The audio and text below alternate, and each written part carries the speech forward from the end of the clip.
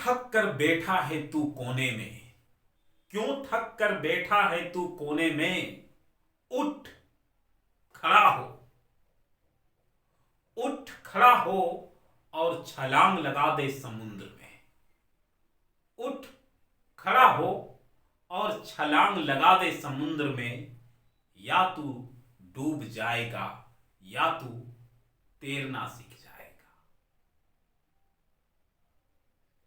अपनी जिंदगी को डर डर के मत जियो, निर्भय होके जियो, शान से जियो।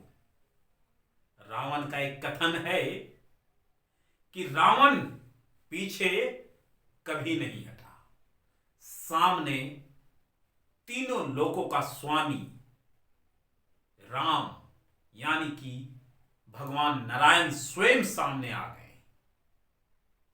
रावण को ज्ञात भी हो गया कि राम नारायण के स्वरूप है, नारायण के अंश है। उसके बाद भी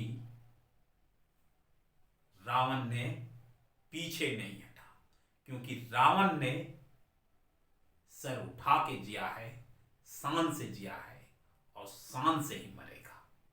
ये नहीं कि मृत्यु सामने आ गई तो चरणों में पड़ गया कि मुझे भीख दे दे कि ताकि मैं बच जाऊं। ऐसी जिंदगी से अच्छा है मृत्यु मिल जाए जो शान ही शान है। तो इसलिए हार कर मत बैठो, उठ जाओ, दौड़ लगाओ, लगा दो छलांग इस दुनिया रूपी समुद्र में। या तो जीना सीख जाओगे, अन्यथा इस दुनिया रूपी समुद्र में डूबकर अपने अस्तित्व को खो दोगे। दुनिया का प्रथम मोटिवेशनल स्पीकर कौन थे? दुनिया का प्रथम मोटिवेशनल स्पीकर कौन थे? तो अगर देखा जाए और अगर आप गूगल में टाइप करते हैं तो उस पे आंसर आएगा भगवान श्री कृष्ण। अब आप सोच रहे होंगे कि भगवान श्री कृष्ण दुनिया के प्रथम मोटिवेशनल टीचर कैसे कहलाएं? क्योंकि आप में से सभी जानते हैं और मैं भी जानता हूं कि जहां युद्ध को देखकर, यानी कि युद्ध में जब अर्जुन आते हैं और दोनों सेना पांडव और कौरव का सेना जो है आमने सामने होते हैं और उसका निर्वेक्षण किया जाता है, सर्वे किया जाता है, निर्वेक्षण किया जाता है कि कौन कौन युद्ध में भाग लिए हैं और कौन कौन और किस किस महारथी से हमें युद्ध लड़ना है। जब अर्जुन निरीक्षण करते हैं और निरीक्षण करने के बाद वो देखते हैं कि इस युद्ध में सब मेरे अपने हैं और केवल एक राज्य के लिए मैं अपने लोगों से युद्ध करूं और अपने ही लोगों का हत्या कर दूं और हत्या करने के बाद मुझे ये राजपाट तो मिल जाएगा जहां मैं जो है शासक बन के राज करूंगा और ऐश्वर्य को भोगूंगा। लेकिन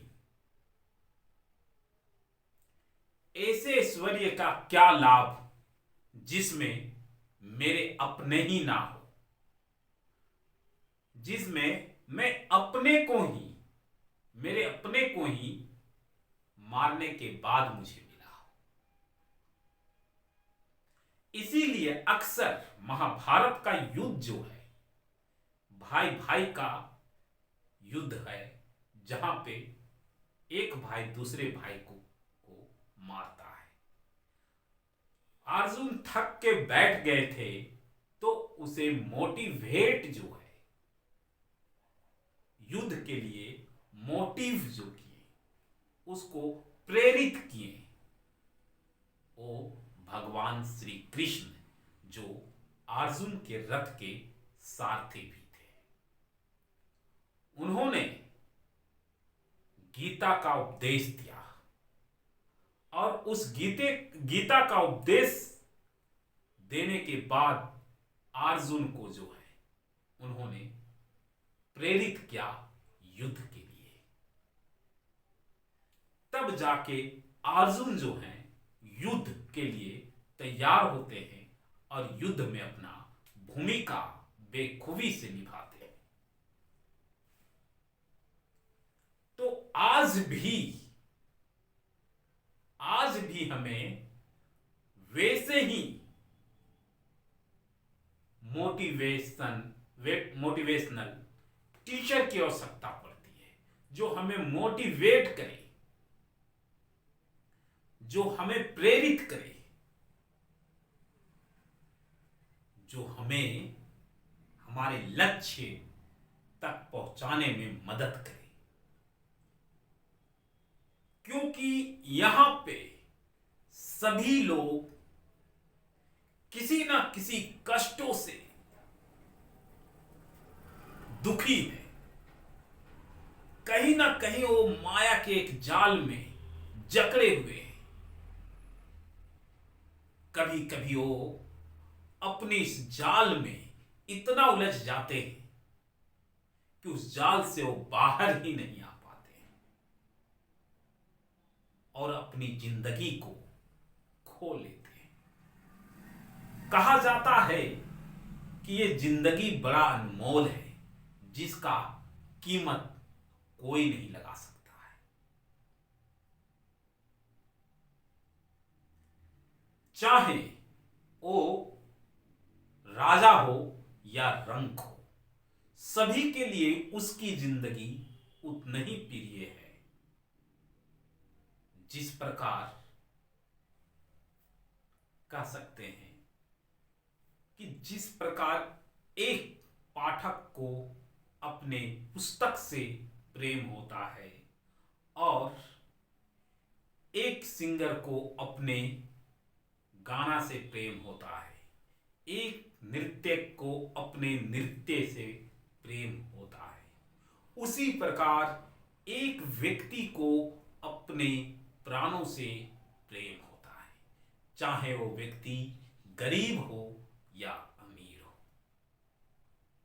तो आज के डेट में अगर आपको कभी ऐसा लगने लगे कि मैं कहां जाऊं, मैं थक सा गया हूं, अपने आप में अगर उलझने लगे माया के जाल में, तो आप कोशिश करें कि जल्द से जल्द कोई ऐसे व्यक्ति के पास जाएं जो व्यक्ति आपको मोटिव करे, जो व्यक्ति आपको प्रेरित करे, जो व्यक्ति आपकी मानसिक स्थिति को पढ़ सके, जो व्यक्ति आपकी मनोदशा को समझ सके, जो व्यक्ति आपको सही राह दिखा सके।